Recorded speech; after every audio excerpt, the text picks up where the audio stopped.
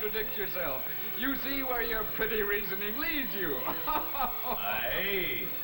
I presume thou art in the right, Ben Franklin. Presume? Huh. Unquestionably I'm in the right. I was in the right in the beginning. I've been in the right all along. I'm always right. Thou hast won the disputation, Ben Franklin. But I won't concede it to thee.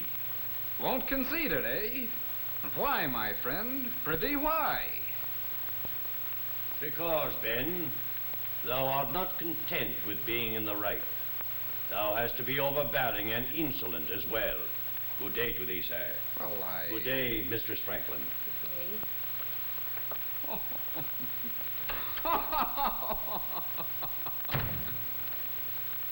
Did you win your argument, Benjamin? What, dear child? I say, did you win the argument with your Quaker friend? Win?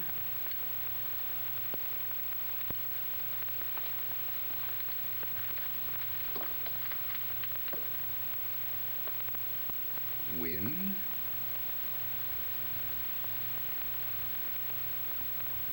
Did I win?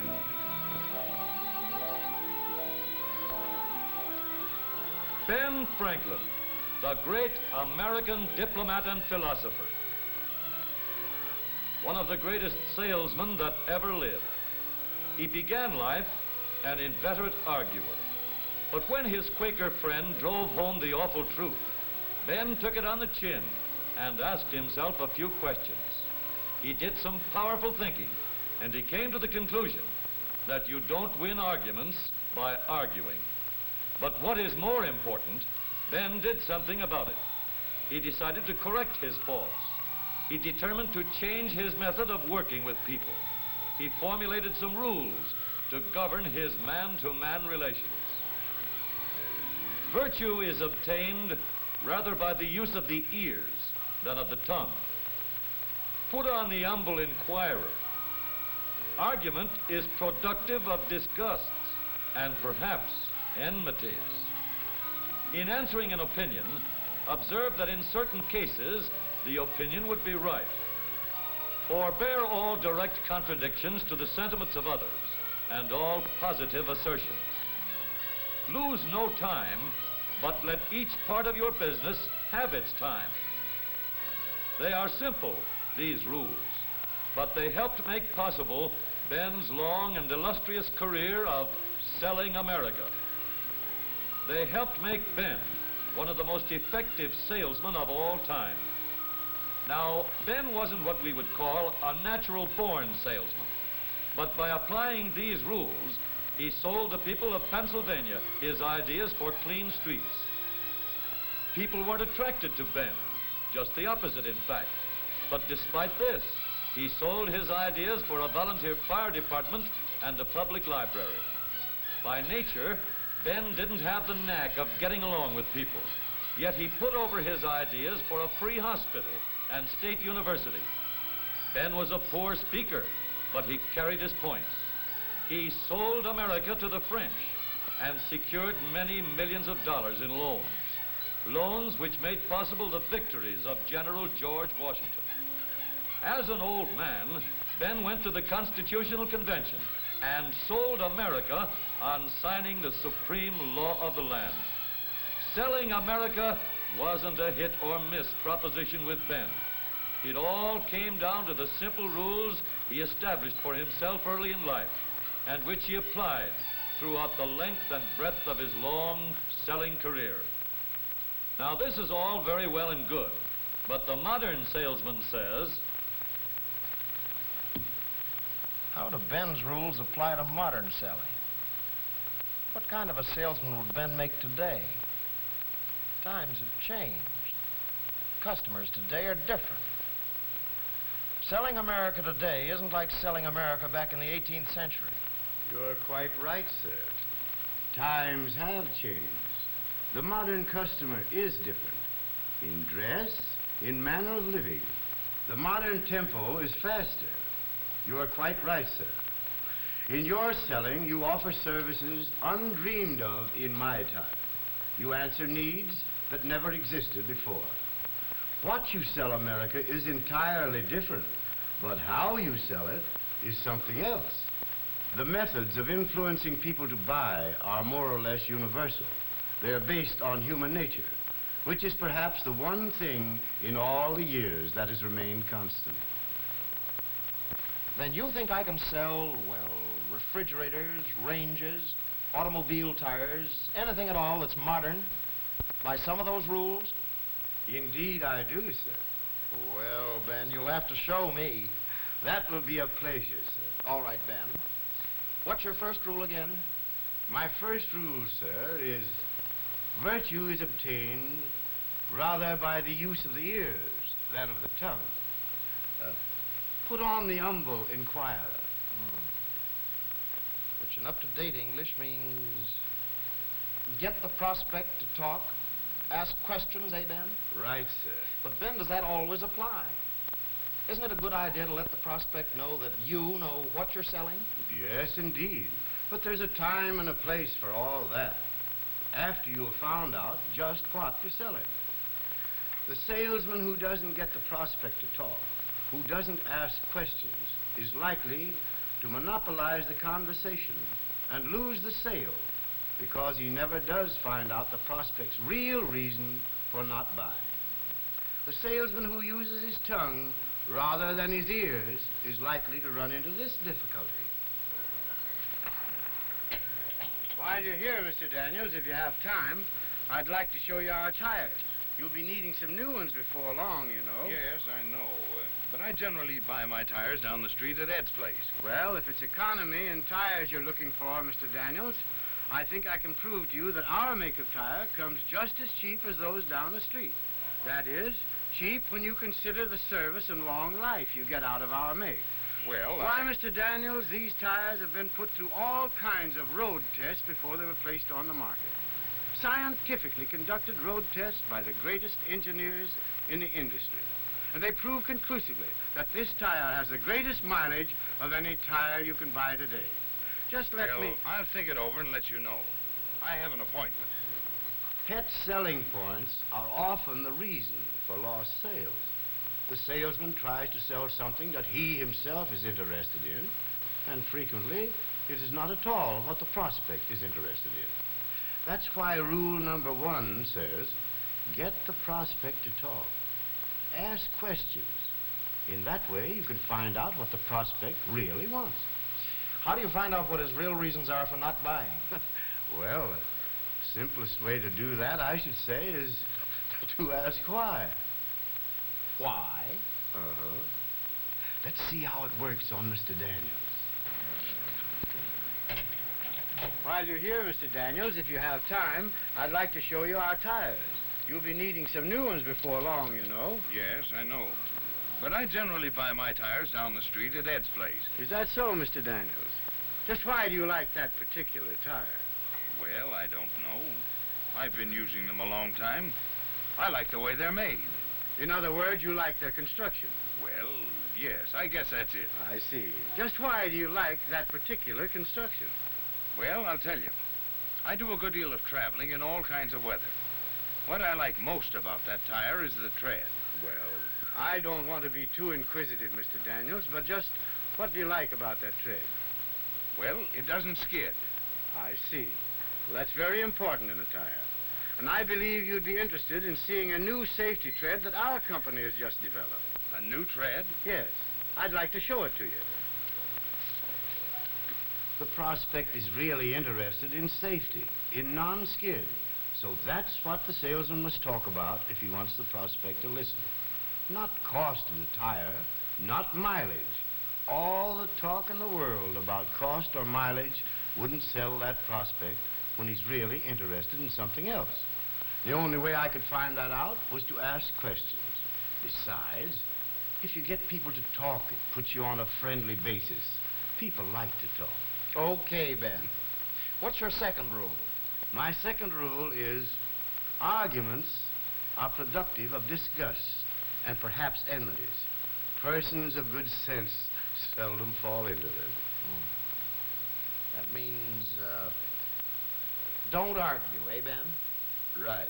Well, yes, Ben, but isn't it true that there are some people that you just can't help arguing with? Well, I know the kinds you mean, but woe to the salesman who gets into debate with them. Watch this. You can't tell me it's cheap to cook with electricity. Somebody else maybe, but not me. I know all about cooking with it. My sister-in-law used to have an electric range, and her bills ran, I don't know how much a month. Well, Mrs. Harrison, your sister-in-law must have had a very poor range. Oh, no, she didn't. She had a very good range, one of the best. It cost, an awful lot of money. It was a good range, all right, one of the best. Then probably she didn't know how to cook with it. Didn't know how to cook? What do you know about it? What I meant was she probably wasted current, used electricity that she didn't need. Why, we've made a national survey. Why, I have statements here to prove... I guess she knows what she needs to cook with and what she doesn't. My sister-in-law is a good cook. She was chief dietitian of, I don't know how many hospitals before she was married. Cook? Why, that little woman could cook wings around anybody I ever saw. The most beautiful pies and roasts and, well, anybody who says my sister-in-law can't cook is... Well, what do you know about it? What can you cook? Well, I bet you can't even boil water. Can't even boil water. You men are all alike. You think just because you're men you know all there is to know about everything. All there is to know. My Harry is just the same. Doesn't think a woman knows anything. Anything at all. About politics or anything. Well, I want to tell you that the woman in this country counts for something in the government, whether you...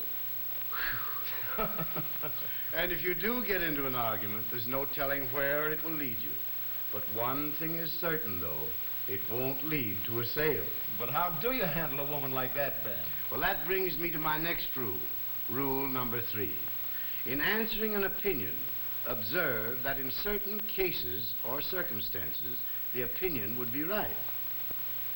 What does that mean, Ben? Well, as you might put it, it means answer with a yes, but. That's what I'd do with a woman like that one. You can't tell me it's cheap to cook with electricity. Somebody else maybe, but not me. I know all about cooking with it. My sister-in-law used to have an electric range, and her bills ran, I don't know how much a month. Yes, Mrs. Harrison, I can understand why you feel that way. Many people think that about electric cooking costs. Some electric ranges did cost a lot to operate.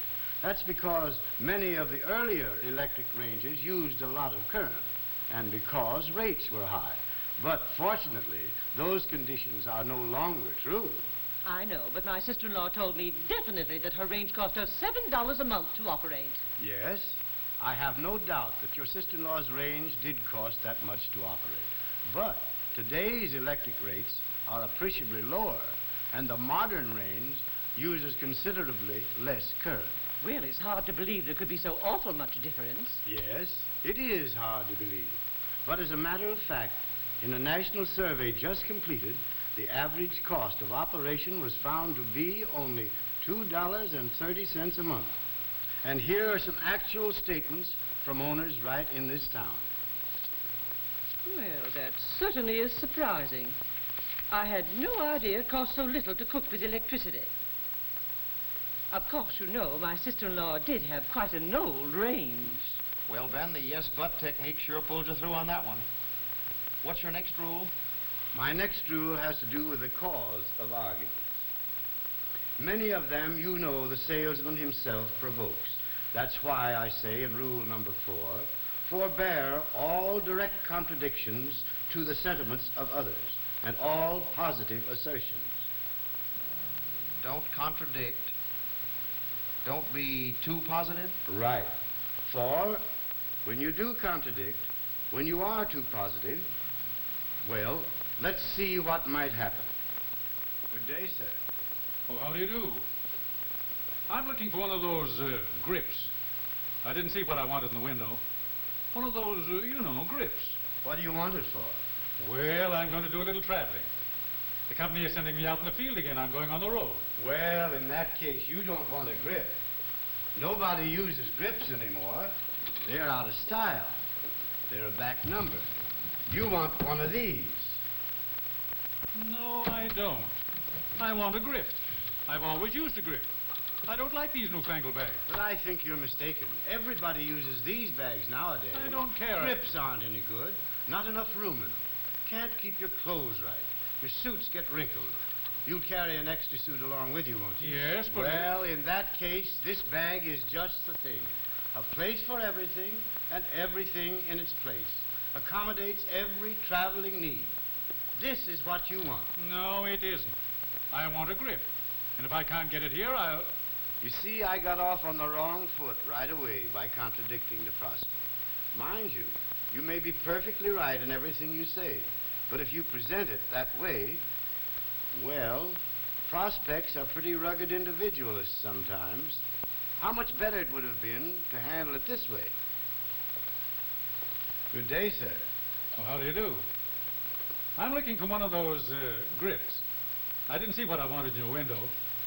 One of those, grips. Yes, I understand. Of course. Going to do a little traveling, eh? Yep. I'm going on the road again.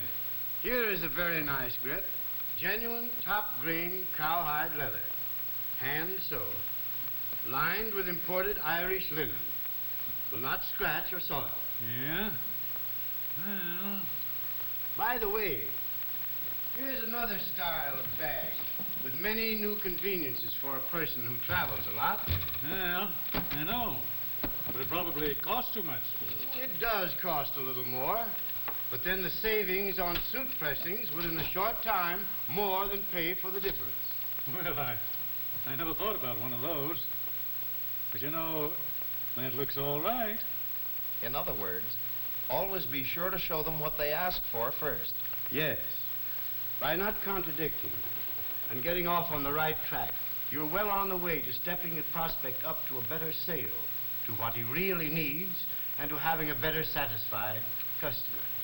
All right, Ben, where do we go from here? What's rule number 5? Rule number 5 is lose no time. Cut off all unnecessary actions. Let all things have their places. But let each part of your business have its time. Don't waste time, but tell a complete story? Right. Now suppose I'm selling a woman a refrigerator. I find out, by getting the prospect to talk, that she's interested in the ice tray. All right. You see, Mrs. Brown, a simple lift of this lever and the cubes are released instantly. The quick cube tray, it's called. Here, try it.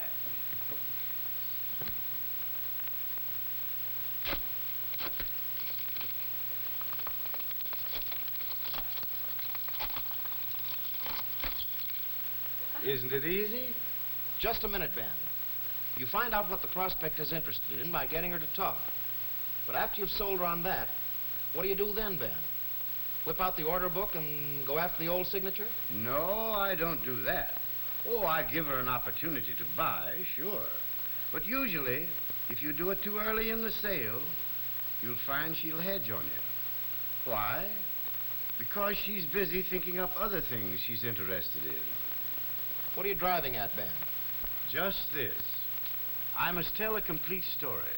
Not only must I sell her on the things she told me she was interested in, but I must sell her on the other things she's interested in that she didn't tell me about. Maybe she didn't even think about. If I'm a smart salesman, I anticipate these things. A complete story gets the order, because you never know what particular feature is going to make the prospect definitely decide to buy. And unless you do tell a complete story, you may overlook the one feature that will turn the trick. One more thing, Ben, about that order. Does she always sign it? No. No, she doesn't. The salesman doesn't live who can close every deal. But I'll say this.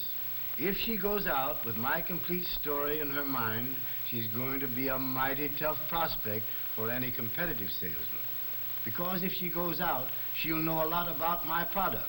And that competitive salesman is going to be on the defensive every step of his contact. Okay, Ben, okay. Thank you very much. Those rules of yours sure do the job.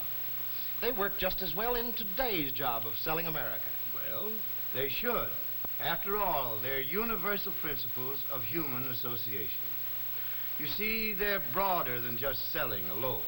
They apply to any and every matter of contact. They're the rules for a better relationship of man to man. And I feel that I can say this without seeming vain, for they weren't new with me, these rules. They're as old as history.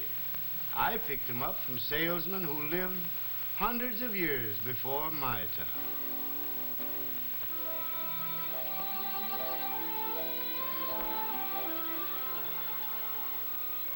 Get the prospect to talk. Ask questions.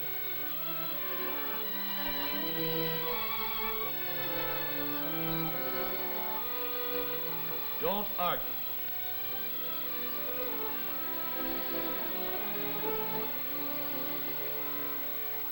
Answer with a yes, but.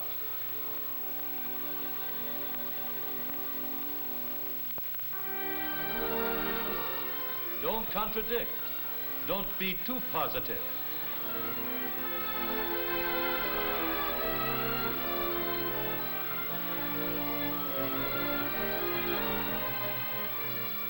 Don't waste time, but tell a complete story.